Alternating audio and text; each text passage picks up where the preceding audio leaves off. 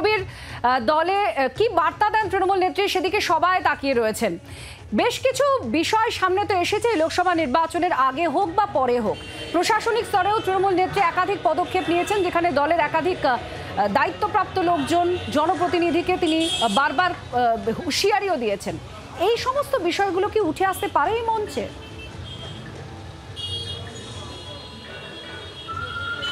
একদমই দেখো যে 21-এর এই যে মঞ্চ, তৃণমূল কংগ্রেসের সবচেয়ে বড় রাজনৈতিক কর্মসূচি হচ্ছে এই 21শে জুলাই। প্রতিবারের মতো 21শে জুলাই এবারও পালন হচ্ছে আগামীকাল 21শে জুলাই।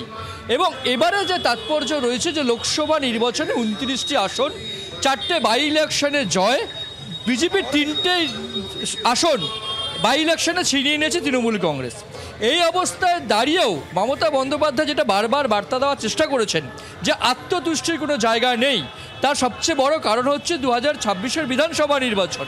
এবং সেটা মাথায় রেখেই মমতা বন্দ্যোপাধ্যায়কে দেখা গেছে যে গত কয়েকদিনে প্রশাসনিক প্রধান হিসাবে তিনি বেশ কিছু নির্দেশ দিয়েছেন দলীয় স্তরে এবং প্রশাসনিক পদে, যে ঔদ্ধত্যের কোনো জায়গা নেই, অহংকারের কোনো জায়গা নেই, মানুষের সঙ্গে কাজ করতে হবে, কোথাও কোনো রকম দুর্নীতি মেনে নেওয়া হবে না, কোথাও কোনো বিশৃঙ্খলা মেনে নেওয়া হবে না।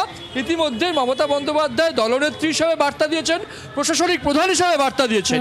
এই 21-এর মঞ্চ থেকে আগামী দিনে মমতা বন্দ্যোপাধ্যায় 2026-এর লক্ষ্যে দলকে আরও কতটা কি বার্তা দেন, কতটা সচেতন করেন, কতটা শৃঙ্খলা পরায়ণ করার জন্য কড়া বার্তা দেন, সেটা যেমন দেখার বিষয়।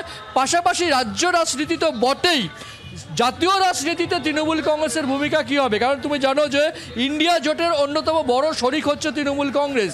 ইন্ডিয়া জোট এখন তারা বিরোধী আসনে রয়েছে। মমতা বন্দ্যোপাধ্যায় বারবার বলছেন যে সরকার চলছে, সেই সরকার দীর্ঘমেয়াদী হবে না, যে কোনো সময় সরকার পড়ে যেতে পারে।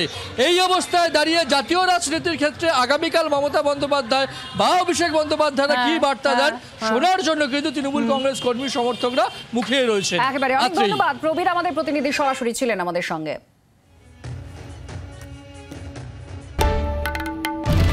বাংলার আওয়াজ, বাঙালির আবেগ, জি 24 ঘন্টা।